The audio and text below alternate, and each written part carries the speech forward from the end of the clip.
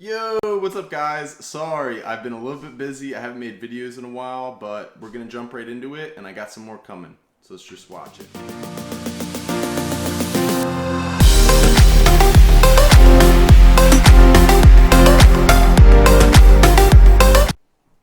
Alright, so some advanced diagnostics for your No Atomizer Found issue. By the way, don't get mad at me because your atomizer doesn't work. I'm only here to help. And trying to sort out all the issues for multiple different people's atomizers and mods and stuff like that is fairly difficult. All I can do is try to guide you and give you an idea of how the mod works and the atomizer works and what you can do to try to figure it out for yourself. By the way, I apologize, these stitches probably look pretty gnarly right now. There's 8 of them there, but yeah, you might see them in the videos coming for a while because yeah, I got stitches. So let's jump right in. This is what I call shimming. Shimming is a method to figure out if you have a problem with your 510. Sometimes this 510, because it's actually spring loaded, gets stuck down, and you don't have good contact, and that will also cause your No Atomizer Found issue. The other thing that is common too with people's No Atomizer Found issue is they strip out their threads on their 510 or on their atomizer itself. But basically, if you look at this real close, I use the razor knife here, hopefully I don't cut myself.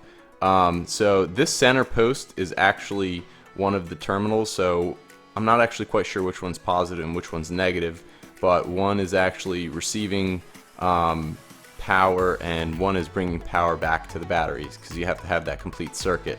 So that's basically how that whole setup works. And similarly with your 510, you have the center post down in here that is supplying the voltage, and then the threads are bringing the voltage back. So what shimming is trying to rule out this problem that you can have where the 510 pin gets stuck down or you don't have direct contact or whatever. So what you do is you take your shim, which you can use a piece of aluminum foil. I've also used gum wrapper before, but you want to take it, tear it, cut it, whatever you got to do, and you want to make a strip that is going to be pretty much the same diameter as the center pin in here. So I'm going to take this guy and fold it up here. I'm going to fold it in half first to get it real small. And yeah, it doesn't have to be pretty, guys. It just has to be small enough to fit on top of that pin. So I'm going to say that is good, and I'm going to start folding it into a little square. I found the square is the easiest thing to try to make with a little piece of tin foil. So there you go. So that's a little piece there. You can kind of see it down here. Push it up in the camera view. But it's just a little teeny tiny piece of tin foil. And then I just take a pair of scissors and trim it to about the size that I need so that it only touches that center post. You don't want it to touch the edges of the threads because then you don't have a current going up through your atomizer. So I'm gonna just trim this up a little bit. Alright, so that's pretty much small enough. It's almost the same size as the center of that. And what you're gonna do is you're gonna take this, and I always take a little saliva and I lick it, and then I stick it, you lick it and stick it right under the center of that. So I'm gonna do that real quick. Alright. And you stick that guy down on there. And that is your shim. Come on. Yeah, that's your shim right there.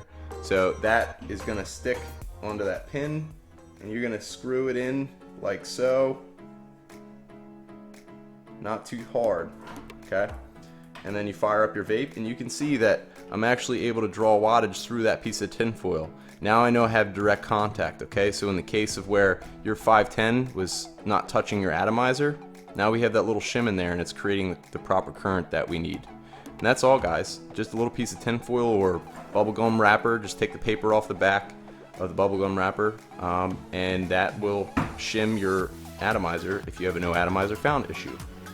Alright, that's all I got for you guys today. Keep watching, comment below if this helps. Let me know if there's anything else that you guys need help with, and I'll keep them coming.